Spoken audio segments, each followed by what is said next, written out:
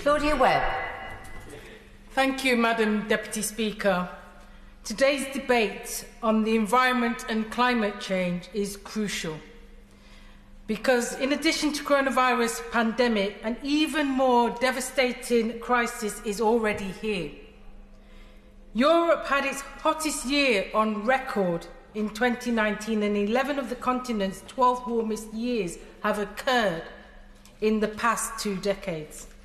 Global grain yields have declined by 10% from heat waves and floods connected to climate change, unleashing mass hunger and displacement.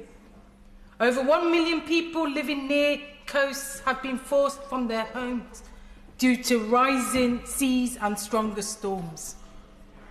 With the highest ever temperature recently recorded in the Arctic Circle, we cannot delay in taking action to save our planet and future generations. Sadly, we cannot rely on the government to take the urgent, radical action that was required. I support Clause 82, Clause 38, 87, 89, 90, 92, 93, and indeed 102 of the government's legislation, all of which either introduce or raise taxes on environmentally damaging goods. Yet these amount to a woefully inadequate response in the fight against planetary breakdown. Not only is the government's commitment to bring greenhouse gas emissions to net zero by 2050 perilously unambitious, but they are not even on track to meet it. The Committee on Climate Change said last year that the UK is not on course to meet the original long-term ambition of an 80% carbon reduction, let alone net zero. The Institute of Public Policy and Research estimates that the government needs to invest an additional £33 billion per year just to meet its own 2050 net zero target. But so far, less than 10% of this investment has been committed. Not only this, but Conservative governments have continued to give oil companies further tax breaks, and as recently as December 2018. The Prime Minister boasted yesterday that his repackaged announcement of existing infrastructure plans were rose vitellium. Yet this announcement were incompatible with FDR's New Deal, which, imperfect as it was, used the full power of the state to genuinely transform and rebuild America as it recovered from the Great Depression.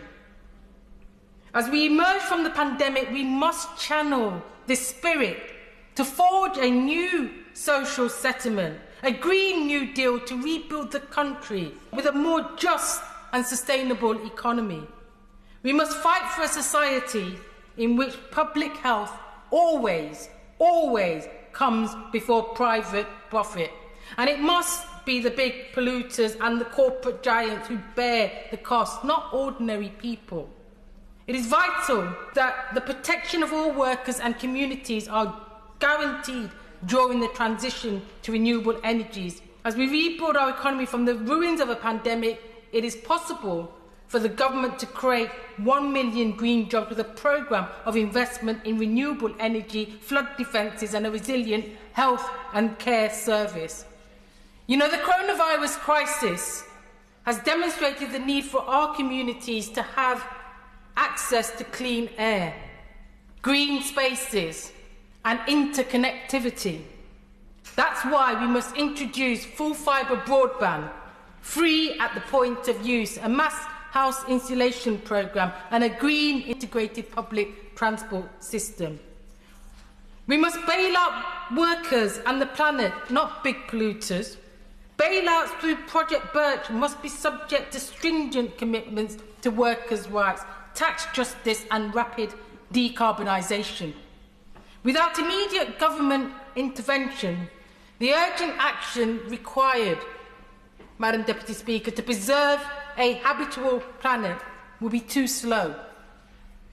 This will cause unimaginable disruption and could cost millions of lives, most immediately and sharply in the global south countries, which have contributed the least to climate change. To ensure, Madam Deputy Speaker, a global Green New Deal, our government must strongly consider the cancellation of the global south debt. To enable investments in public health, the UK must also take strong action against tax evasion and international fossil fuel finance, and rapidly step up financial support for a just global energy transition. Moments of crisis often shape the future. From the horrors of the Second World War, we created the welfare state and our treasured NHS, and whilst we rightly focus on tackling the coronavirus pandemic, the well-being of the entire planet relies on us also taking this opportunity to mitigate the existential threat of climate change. If we are to achieve the necessary goal, the government, Madam Deputy Speaker, the government must raise its ambition and begin to act on the scale that the climate crisis demands. Thank you.